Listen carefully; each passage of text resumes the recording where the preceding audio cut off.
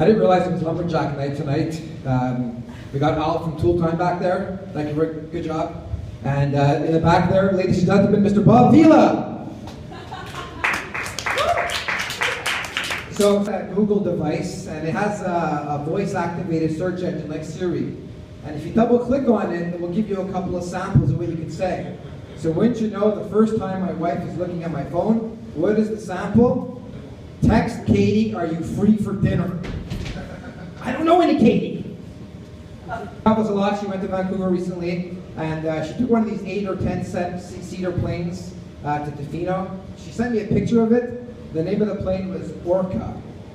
This is not a good name for a plane. Spirit, that's a good name for a plane. Matt, Orca, it's a whale. They go in the ocean. I don't want my plane in the ocean.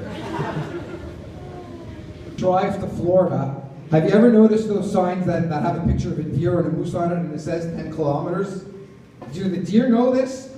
Do they talk, the deer and the moose? Hey, Buck, Mr. Moose says 10 kilometers, the humans are watching for us. After 10 kilometers, it's fair game. In my Disney, Bambi didn't get shot. She got run over by an SUV because she didn't bring her GPS with her. So I have kids, love the kids. I'm always finding myself saying those 3 words. I don't know.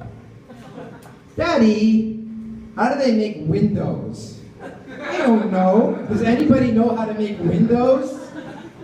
I could do it. They really do say, kids really do say the darndest things, right? I could do a whole show on that.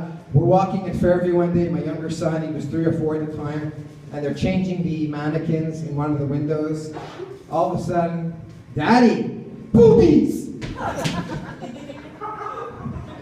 My younger son did a very similar thing. We're changing in the locker room, and he was 3 or 4 at the swimming pool. And all of a sudden, a really, really obese man with a very small bathing suit walks in. So me and my older son, we look at each other quickly, and then we look at my younger son, and he goes, Daddy, no Brett. Daddy, no Brett. Daddy, no Brett, let's go. Another time we were at the beach, we were in the bathroom. He was very young, so we were in the stall together, and I was peeing, and he goes, Daddy, you have a really big penis. I said, hold that thought. Let's go to the other side of the pier where the young women are playing volleyball. He was 3. Everything looked big to him, don't worry. So we're driving to Florida. I remember we were driving to Florida when I was younger with my father and my brother, and we stopped at one of these fast food restaurants, Bob's Big Boy or Roy Rogers, and I'm eating my hamburger, and I noticed that in the middle of the aluminum foil, there's a circle, and it says, place sandwich here. You gotta hand it to the Americans. They can't figure out how to wrap a sandwich, but they've got the right to bear arms. That makes me feel really comfortable. So I've been in a women's bathroom before. I was expecting it to smell like flowers and potpourri. It doesn't. So one of the coworkers, one of my female coworkers, she put a cute little sign on one of the toilets. It said, when you piddle, if you dribble, wipe the CD, to make it needy. So I think I'm going to put together my own little sign. And it's going to say, look under the CD, you're not so needy. Sometimes you leave it bloody or even looking a little muddy. Thank you very much.